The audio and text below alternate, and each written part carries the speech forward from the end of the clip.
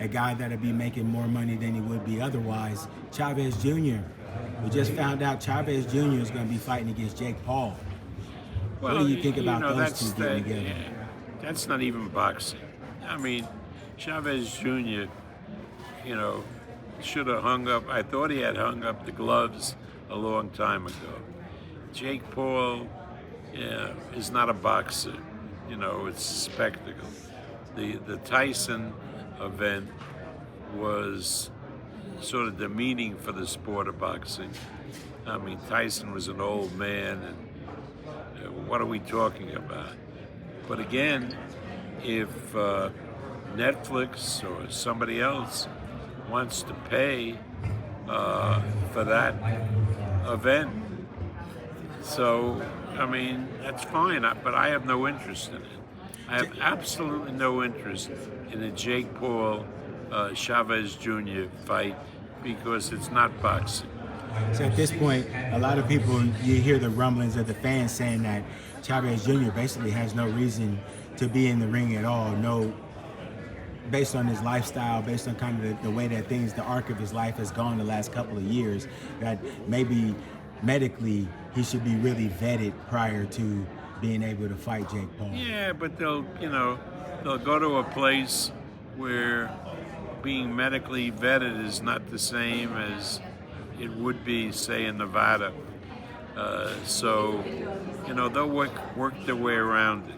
I mean, Mike Tyson shouldn't have been in the ring because no commission should have allowed Mike Tyson to put on a pair of boxing gloves. Bob, you've got big stable of fighters.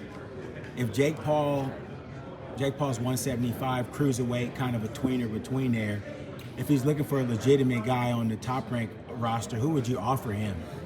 If he's looking to fight somebody to gain some real respect in boxing. Well, Richie Torres would be a good fight. Beterbiev would be a good fight. But Jake Paul is not fighting a real fighter. I mean, Jake Paul is smarter than you and me combined. I mean, it's not a scam because people know what they're getting, but he is not interested in fighting somebody that can really give him a whipping. I mean, I remember when Jake Paul, before he caught on to this stuff, when he was I was in England, and he was fighting Tyson Fury's brother, half-brother, Tommy Fury, who can't fight. And Tommy Fury won every round, won a decision. And, and there's very few heavyweights that you can name that Tommy Fury would last more than 1 or 2 rounds. What do you think Richard Torres does to Jake Paul? Would knock the shit out of him. But Jake Paul is not going to fight a Richie Torres. I mean, no way would he fight a Richie Torres. And when we talk about guys like Richie Torres, your young crop of fighters is outstanding. Yeah. Richie Torres, Abdullah Mason, you got Emiliano Vargas, you got so many young guys. You got Chop Chop. Yeah. You got so many young guys. Keyshawn. You got Keyshawn, the young champion. Excuse me. Definitely don't mean to leave Keyshawn out. But there's so many people on the top-ranked roster.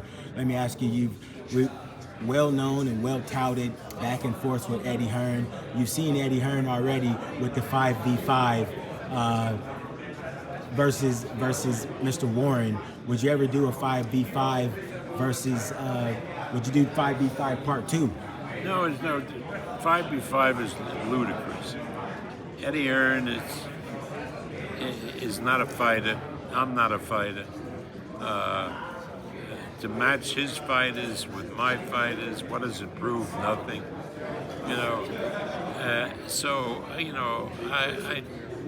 I would certainly like to, and would work and have worked with Eddie to put on good fights and entertain the people. Lastly, for me, Bob, what's it been like? You've been in a promotion for a number of decades before these guys even were out of high school. What's it like now having these guys trying to stand up and be your contemporaries? What's it like having seen so many promoters come and go? Well, but that's life, isn't it?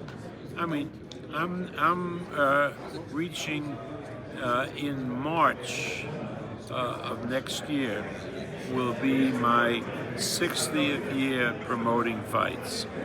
Now, 60 is a long time, and obviously people, generations have grown up in that 60-year period.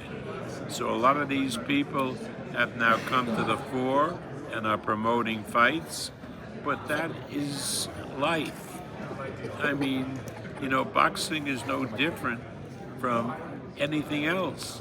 The seasons change. Time goes, things change, and yet there's a similarity, there's a history about it, which makes it very, very interesting for people, because the longer people remember, the more it becomes interesting in comparing fighters from one generation against fighters from the other generation. I mean, what is Usyk? Would he even be competitive with Muhammad Ali and Joe Frazier and George Foreman? Yeah, just to mention three fighters who are no longer with us, and everybody has their views. My view is that he wouldn't be. But again, what do I know? You know, I mean, this is what I've seen when they were young men at the top of their game. Yes. And it's very, very hard comparing a fighter of today against what I remember of a fighter of yesterday. I mean, would any middleweight have been competitive with the great Marvin Hagler? I don't know. I don't think so. But what do I know? What do I really know? You ever look at some of these fighters and go, this guy reminds me of so-and-so. Yeah, He reminds me of... No question. I do that all the time. So like Keyshawn Davis, I told everybody, Keyshawn Davis reminds me of Sugar Ray Leonard. He fights the same style as Leonard did. Everybody thought Leonard was just a pity-patted boxer, but that was not the case. Right. Leonard was a killer. Absolutely. Yeah. Absolutely. That's amazing. I mean, when we look at it, I mean, you've got guys like Janibek. You've got so many fighters just from all over the country, all over the world. All over the world. Which you didn't have so much when I first started. You had fighters from America. You had some fighters from Latin America, particularly Mexico, some from England, some from Western Europe, but you didn't have any Eastern European fighters then.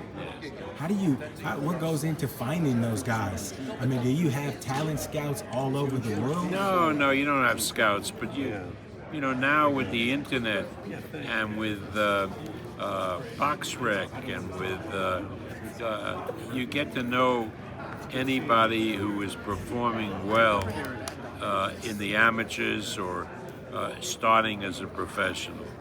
And they send you, sometimes tapes of their fights and everything. So the idea that you'd have scouts, I mean, that would be really super expensive and not very smart way to spend our money. Okay, so just a lot of it's just internet-based, just regular, just like if you're good enough, we'll find you. Correct. And there's the Olympics, you know, which produces good quality professionals. Olympics coming back to LA. Yeah. Olympics coming back to LA. Yeah, you remember when the last time the Olympics was in LA, the amazing U.S. boxing team. Absolutely. There were so many of them became world champions. Absolutely. Pernell Whitaker, Mildred Taylor, Evander Holyfield. Yeah, Evander Holyfield. Absolutely a wonderful Yeah. era of boxing again. And Right. again, we've just seen a lot of these guys go into the Hall of Fame. Exactly, and rightly so. Well, there you have it, fight fans. Again, a good steady talk with one of the most brilliant minds in boxing. Just an archive of knowledge here. This is Hayes again with Fight Hub TV with the legend, Mr. Bob Arum. Bob, thank you for your time. My pleasure talking to you. Thank you, sir. Good.